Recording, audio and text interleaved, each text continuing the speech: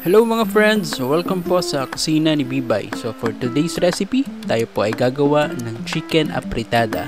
Then for the ingredients po, check the description na lang po sa ibaba later. Then tara na po at magluto. So una, tayo po ay magpe-prepare ng panggisa by adding 3 tablespoons of cooking oil, then 2 teaspoons of garlic, saka po isang medium size na onion.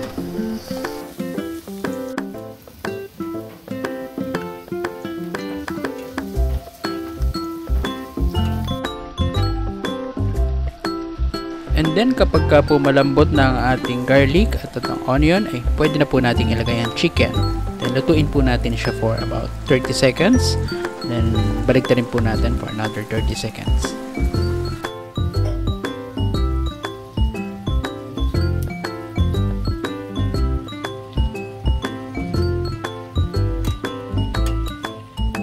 Then after doing this, we can now add our tomato sauce. Then lalagyan po natin siya ng 2 cups of water.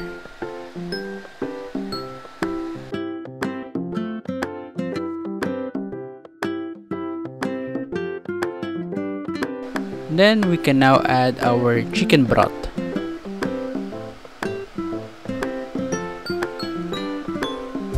Lalagyan po natin siya ng 3 dahon ng laurel. Then atin po siyang pakukuluin.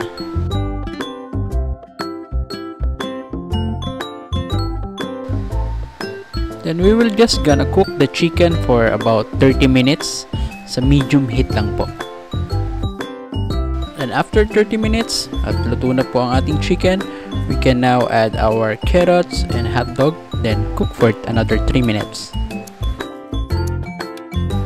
Kung hindi pa po kayo subscriber sa aming channel, don't forget to like, subscribe, and hit the bell.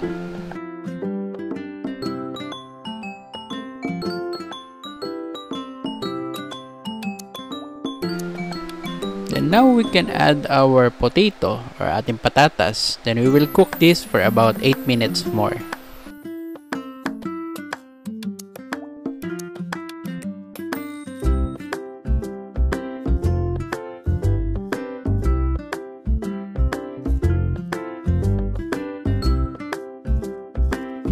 And then kapag po malambot na ang ating potato, we can now add our green peas.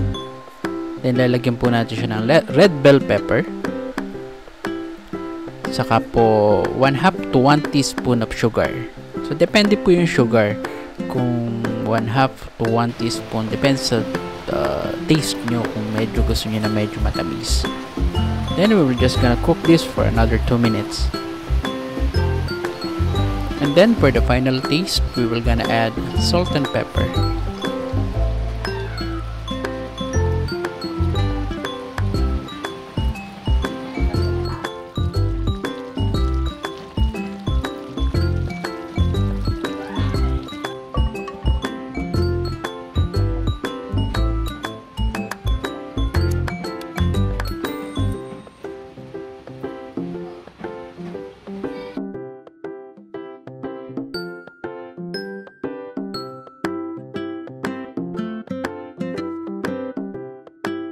Isa na naman pong napakasarap na pagkain ang ating nasaksihan sa kusina ni Bibay.